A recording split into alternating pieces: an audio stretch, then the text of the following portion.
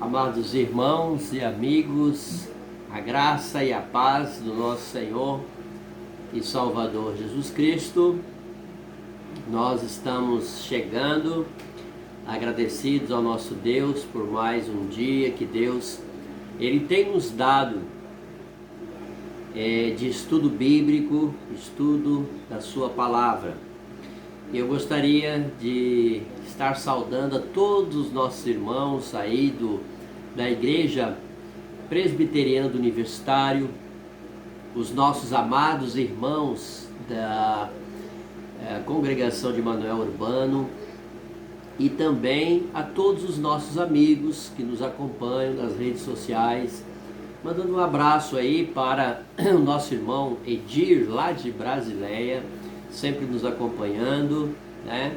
Também aí o nosso amigo e irmão Timas, lá no Peru, as nossas irmãs, a Graça, Inete e Eliana, a Eliana lá da Vila São Pedro, no Juruá, nossa irmã Nete e Graça lá de Rodrigues Alves, né? Mandando aí um abraço a cada um dos nossos irmãos, os nossos irmãos também, Zé Rocha, né? Presbítero José Rocha, lá também no Vale do Juruá, na cidade de Rodrigues Alves.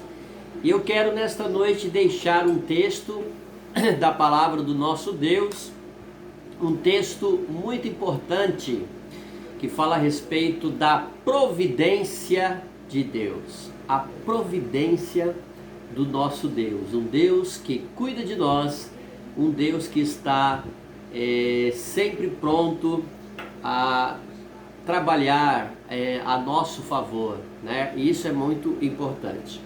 No livro de Ruth, né? O livro de Ruth, no capítulo de número 1 e dos versos de 1 a 10, diz assim a palavra do nosso Deus. Ruth, capítulo 1, versículos de 1 a 10. Nos dias em que julgavam os juízes, houve fome na terra, e um homem de Belém de Judá saiu a habitar na terra de Moabe com sua mulher e seus 2 filhos. Este homem se chamava Elimeleque e sua mulher Noemi. Os filhos se chamavam Malom e Quilion, efrateus de Belém de Judá. Vieram à terra de Moabe e ficaram ali. Morreu Elimeleque, marido de Noemi, e ficou ela com seus 2 filhos, os quais casaram com mulheres moabitas. Era o nome de uma órfã e o nome da outra Ruth. E ficaram ali quase 10 anos. Morreram também ambos, Malom e Quilion, ficando assim a mulher desamparada de seus 2 filhos e de seu marido. Então se dispôs ela com as suas noras e voltou da terra de Moabe, porquanto nesta ouviu que o Senhor se lembrara do seu povo, dando-lhe pão. Saiu, pois, ela com suas 2 noras do lugar onde estivera, e indo elas caminhando de volta para a terra de Judá, disse-lhes Noemi: Ide, voltai cada uma à casa de sua mãe, e o Senhor use convosco de benevolência, como vós usastes com os que morreram e comigo. O Senhor vos dê que sejais felizes, cada um em casa de seu marido. E beijou-as. Elas, porém, choraram em alta voz e lhe disseram: Não, iremos contigo ao teu povo. Amém. Graças a Deus, né, pela palavra do nosso Deus lida aos nossos corações. Meus amados irmãos, eu estava pensando esta semana a respeito daquela grande explosão que teve lá em Beirute, na Líbia, e foi uma explosão, né, tão grande que se sucedeu em 2 explosões que a reportagem estava falando a respeito de noivas que estavam tirando fotografias e até uma noiva que estava já com seu casamento marcado na igreja, quando de repente o que aconteceu, né? Devido à grande explosão que teve, aconteceu que eles não puderam manter, né, aquela sessão de fotos e estarem ali naquela igreja por causa daquela grande explosão. Meus amados irmãos, isso nós pensamos, né, neste dia, que a nossa vida também, ela é uma vida muito passageira e uma vida muito efêmera. A nossa vida hoje nós podemos estar, né, aqui vivos, como talvez não podemos mais estar. Nós podemos, meus amados irmãos, vivermos uma vida tranquila, como por exemplo, talvez algumas dificuldades ou alguns problemas que nos sobressaem, né? Então a nossa vida muitas vezes tem altos e baixos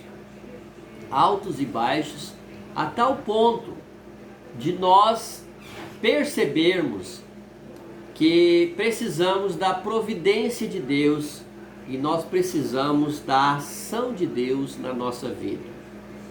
E o momento propício, né, para abrir a palavra de Deus e estudarmos, né, e ouvir o que Deus tem a dizer sobre tudo isto, né, é a hora de novo de nós estarmos nos revestindo, de nós estarmos estudando a palavra do nosso Deus, as Sagradas Escrituras, porque é lá que nós encontramos o conforto para as nossas vidas espirituais.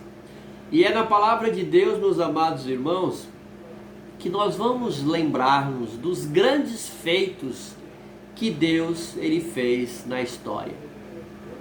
É através do estudo da palavra do Senhor que nós vamos nos lembrar, né, daquilo que o Senhor realizou na história do seu povo, do povo de Israel. Nos lembrarmos que Deus ele é inteiramente digno da nossa confiança, especialmente, meus amados irmãos, em tempos difíceis, em tempos incertos como os nossos. E é isso que nos ensina o livro de Ruth. Porque, meus amados irmãos, estudando o livro de Juízes, e este livro de Juízes serve como um pano de fundo para esta história, no capítulo de número 1, no versículo de número 1, se situa esta narrativa, né? Que na época dos juízes, então, né, faz bem nós continuarmos nessa sequência e ao mesmo tempo estudarmos o que aconteceu no finalzinho do livro de Juízes com o início do livro de Ruth, né?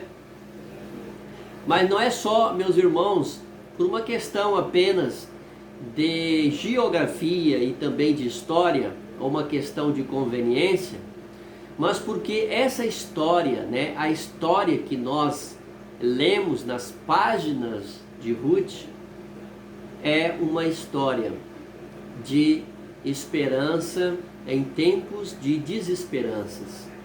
É o que mais nós precisamos no nosso país, nesses tempos que nós estamos passando aí, né, de pandemia, que ainda nem sequer nós temos, né, a existência da vacina, e nós precisamos de esperança, uma esperança viva, concreta, uma esperança verdadeira, que não passará com as festas, com os votos, né, de final de ano. Então, o livro de Ruth é uma das histórias mais belas de todas as escrituras sagradas, né? É uma das histórias. Nós temos na palavra do Senhor várias histórias, né, da palavra de Deus, e Ruth fica aí como também uma das belas histórias. mas é uma das mais belas histórias que jamais foram contadas. De que se trata em poucas palavras, né, irmãos, essa história? Este livro que fala, né, este livro de Ruth, ele fala de pessoas muito comuns, gente muito simples, como Noemi, como Ruth, pessoas comuns que enfrentaram desafios muito comuns. E essas pessoas, elas enfrentaram a fome, enfrentaram a escassez, a morte, enfrentaram o desamparo, mas que atravessaram este período de provação e adversidade por meio da fé de um Deus em comum. Então, um Deus sábio, um Deus fiel, um Deus bondoso, um Deus misericordioso.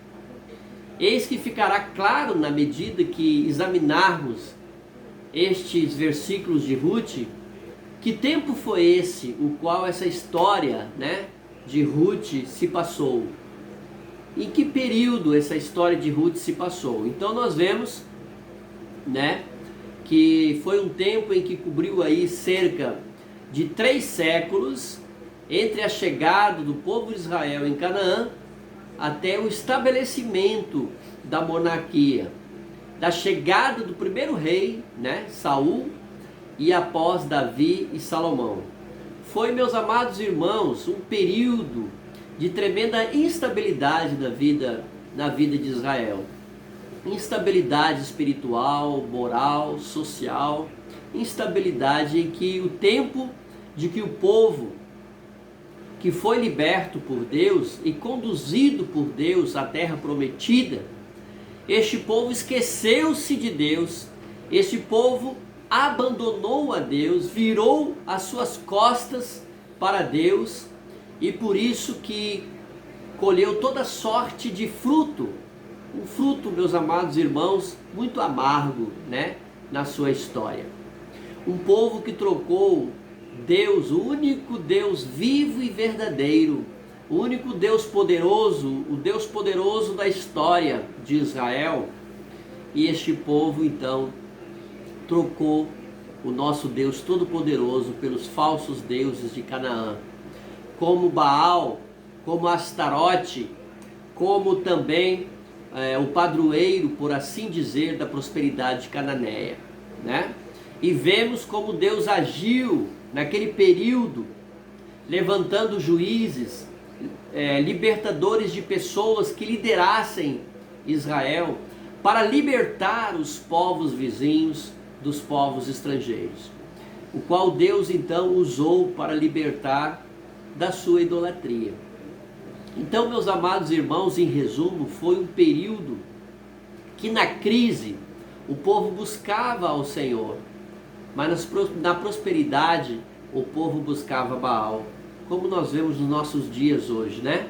Se tudo está bem, o povo está buscando o Senhor, né? O povo está buscando muitas vezes as situações mundanas, né? Se tudo está bem, muitas vezes o povo está se afastando do Senhor.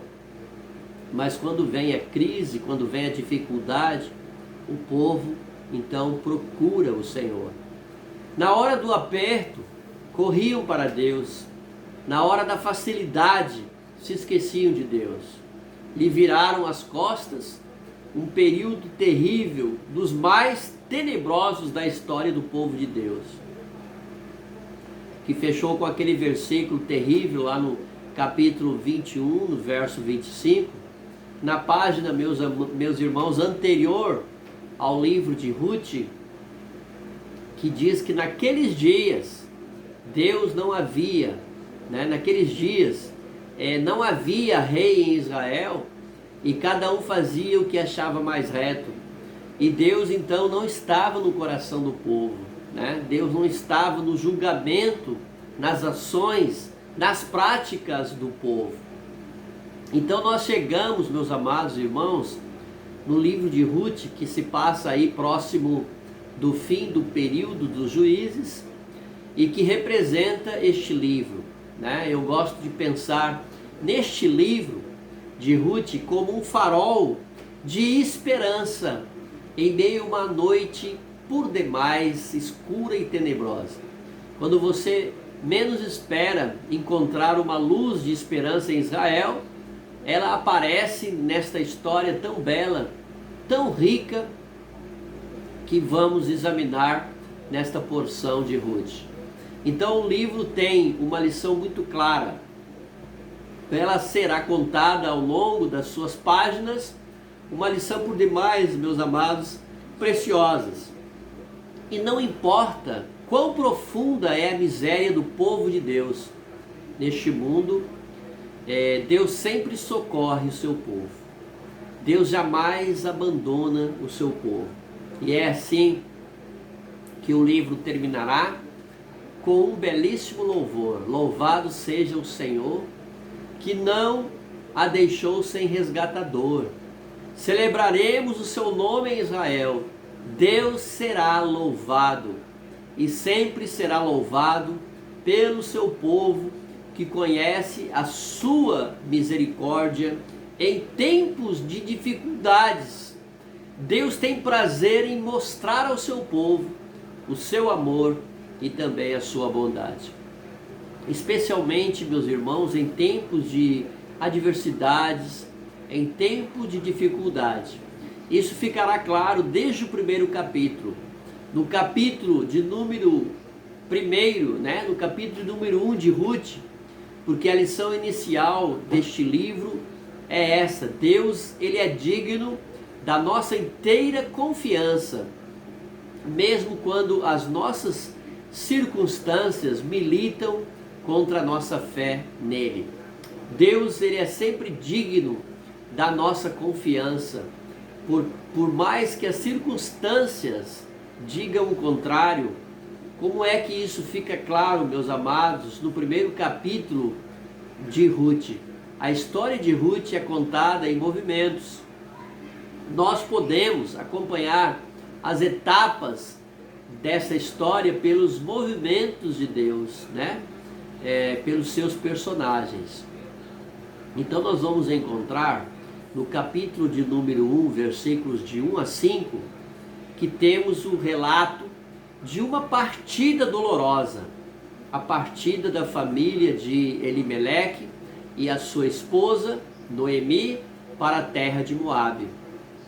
Em segundo lugar, no capítulo de número 1, versículos de 6 ao 18, nós vamos encontrar um retorno inesperado, mas somente de Noemi, sem marido e sem filhos. E concluindo o relato do versículos capítulos 1, 19 a 22, nós vamos encontrar a chegada amarga de Noemi em Belém. Então, uma partida, um retorno e uma chegada. Uma partida, um retorno e uma chegada. E é assim que a história se divide. E é assim que vamos estudá-la, neste dia, começando pelos primeiros 5 versículos, uma partida dolorosa de Elimeleque e Noemi. E quem era esta família, meus amados? É muito importante nós sabermos, quem era essa família. E o que o texto nos diz, nós temos pouca informação aqui, mas o pouco que temos é muito importante, E construindo aqui, meus amados, o cenário desta família, podemos deduzir que esta era uma família próspera e bem-sucedida. O texto nos diz no versículo 1 e 2 que Elimeleque e a sua esposa e filhos eram efrateus, de Belém de Judá. Belém era uma cidade próspera, o próprio nome, diz, Belém significa casa do pão ou celeiro, ou seja, um sinônimo de fartura. Uma cidade que era localizada no Vale Fértil, um lugar próspero, e esta família era destacada entre todas as famílias que moravam em Belém.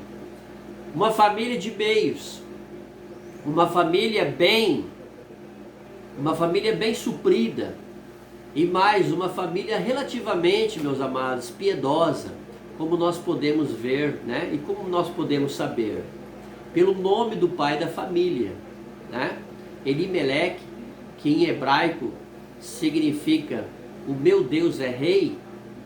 Não só o nome do marido diz isso, mas no passado, no decorrer da história, nós ouvimos de Noemi várias referências ao Senhor Deus. Ela menciona o Senhor nos versos 8, no verso 9, no 13, no 20 e também no 21. Por que isto é significativo? Essa história, meus amados, ela aconteceu na época, né? Ela aconteceu no tempo dos juízes, em que o povo abandonou a Deus, não se falava em Deus, não se cultuava a Deus. E aqui está uma família cujo nome do marido honrava a Deus, cujo nome do marido e também, né, cuja esposa falava sobre Deus abertamente, invocava o nome do Senhor. Era uma família atípica, uma família incomum do povo de Israel neste momento. Mas o texto diz mais: apesar de próspera, apesar de ser uma família bem estabelecida, piedosa, esta foi uma família que foi provada, né, que ela foi posta à prova e foi dizimada. Diz o texto que houve fome na terra, e até mesmo em Belém, um lugar próspero, um lugar fértil, ali também faltou comida, porque não sabemos exatamente, mas pela história dos juízes, né, das duas uma. Ou Deus estava castigando Israel com fome, ou por conta da invasão dos povos vizinhos, faltou comida para os israelitas em Canaã. Mas o que mais importa aqui foi a reação de Elimeleque e sua família àquela fome. Eles tomaram uma decisão, no mínimo questionável. O que eles fizeram diante da fome? O que fizeram quando faltou comida na terra prometida, né? Eles decidiram então migrar, eles decidiram sair da terra que Deus lhes deu para uma terra vizinha, né? Eles foram para uma terra vizinha, uma terra próxima à terra do outro lado do Rio Jordão, a terra de Moabe. Bem, e qual a importância da terra de Moabe, né?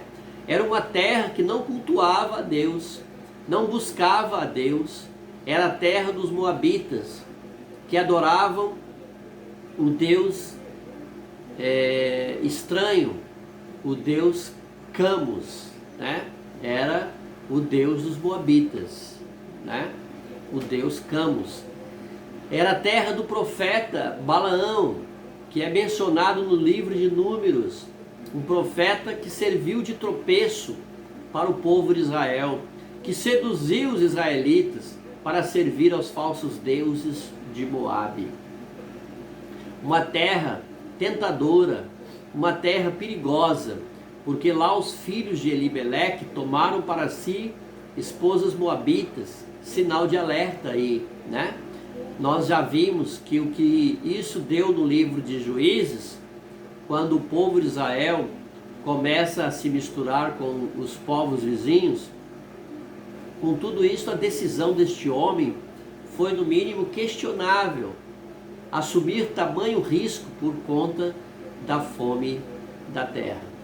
Qual é a grande ironia, meus amados, dessa história que nós vemos, né? Elimeleque sai de Belém e leva a sua família para fugir da morte. O que acontece quando chegam em Moabe? O que diz o verso 3, 4 e 5? Que a morte os visita.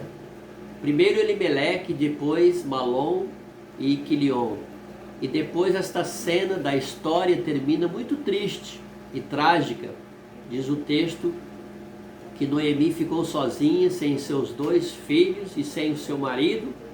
E nós notamos aí, meus irmãos, como a cena começou e como ela terminou, né? Uma família abastada, suprida na sua própria terra, agora é uma família dizimada, agora é uma família reduzida a um só membro de casa, né? A um só membro da sua casa, e sem nada, só, sem marido, sem filhos, sem amigos, sem ajuda e também sem socorro. O que esta primeira cena está nos mostrando, o que essa história, meus irmãos, ela está nos ensinando, o que ela está nos confrontando, né? Que quando há adversidade, meus amados, quando a adversidade bate a nossa porta, quando bateu a porta de Elimeleque, a quem nós recorremos? Qual a nossa primeira reação quando as coisas apertam no trabalho, no nosso sustento, no nosso lar? Será que, como Elimeleque e a sua família, nós recorremos primeiro aos nossos planos e aos nossos projetos para nos sustentar e nos defender, antes mesmo de buscarmos a Deus? Essa é a pergunta que eu gostaria de deixar para você neste dia, para que eu e você pudéssemos meditar. Quando vem as dificuldades, quando vem os problemas, em quem nós confiamos? Em primeiro lugar, nós confiamos no Senhor, no nosso Deus Todo-Poderoso, ou confiamos nas nossas estratégias, confiamos nos nossos projetos, confiamos na nossa força, confiamos nos nossos planos. Nós não queremos simplificar aqui uma questão que foi complexa. Faltou comida, o povo estava passando fome, eles precisavam ir para algum lugar, mas eu pergunto, eles precisavam ir justamente para Moabe? E mais, principalmente com a postura de Noemi, com o passar da história, ela que tantas vezes falou em nome de Deus.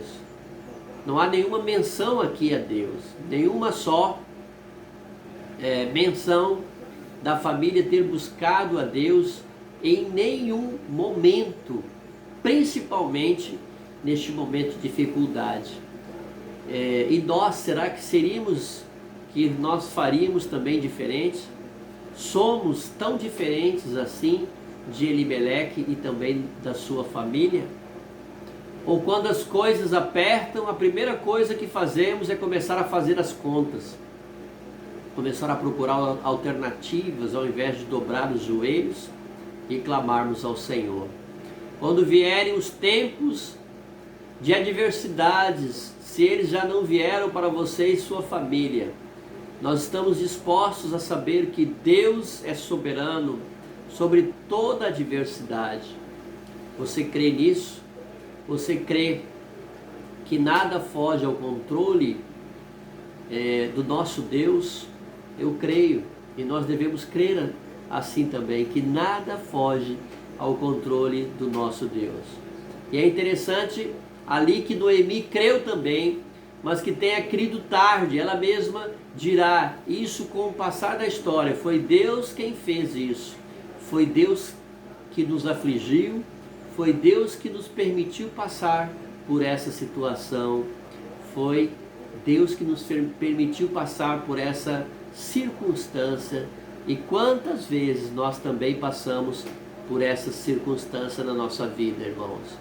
Mas a pergunta é essa. De fato, esta a primeira pergunta que passa pela nossa cabeça. Nada foge ao controle dele, e tudo faz parte de um plano misterioso que aponta para a glória dele e para o nosso bem. Estamos prontos a confiar que nada pode frustrar os planos de Deus, e que nada quer dizer nada, nem fome, nem escassez, nem desemprego, nem enfermidade, nada.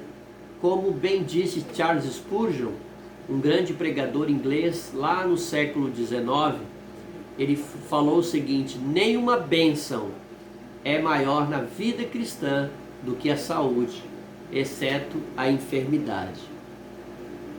Nenhuma bênção é maior na vida cristã do que a saúde, exceto a enfermidade.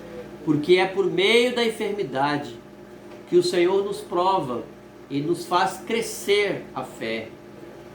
E nós trocando, meus amados irmãos, as palavras saúde e doença em bonança e adversidade, que a lição ela continua a mesma, né? Não existe bênção maior para a igreja do que a bonança, a não ser a adversidade, porque é por meio dela que Deus faz a nossa fé crescer.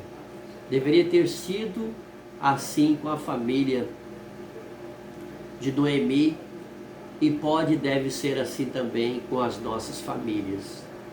Meus amados, que Deus nos abençoe. E eu quero terminar essa história e na próxima quinta continuar esse estudo, né? Essa foi a primeira parte dessa história linda de Noemi, mas pensar, né, com você.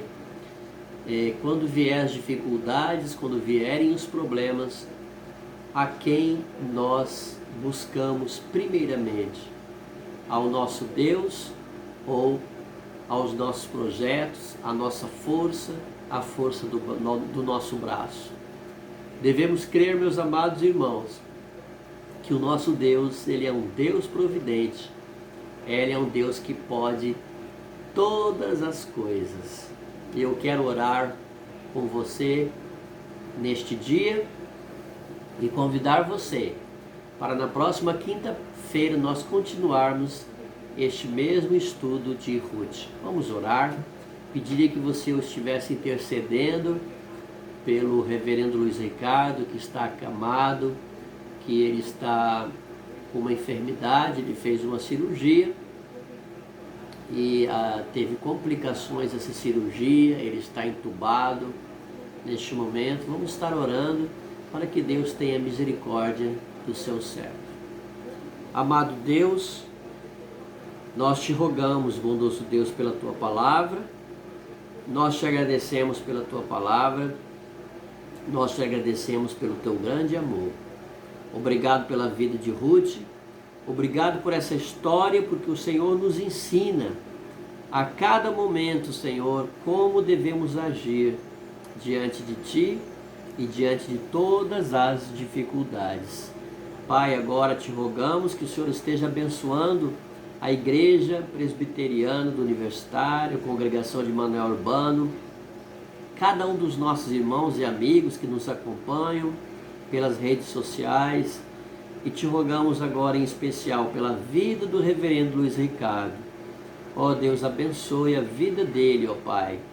Ó Senhor, esteja abençoando, bondoso Deus, grandemente a sua vida, Pai, para que ele, Senhor, venha se restabelecer, venha ser curado desta enfermidade, deste problema que está enfrentando. Ó Pai, usa os médicos, usa os remédios. Ó Senhor, esteja abençoando a sua mãe e esteja abençoando também os seus irmãos, ó Pai. Esteja abençoando cada um, Senhor, deles. É o que nós oramos. Cura o teu servo, Senhor. Cura o reverendo Luiz Ricardo. É o que nós oramos em nome de Jesus. Amém. E que Deus esteja abençoando ricamente a sua vida e até no domingo com o Flash de Esperança Kids, né? Um trabalho aí para as crianças, domingo pela manhã, e à noite teremos a pregação da Palavra de Deus. Você pode então estar se inscrevendo, né? Abaixo aqui no nosso canal, se inscreva no nosso canal, você que ainda não se inscreveu, né? Que você então estará nos ajudando a cada vez mais levar a Palavra de Deus adiante. Muito obrigado, que Deus te abençoe nesse dia.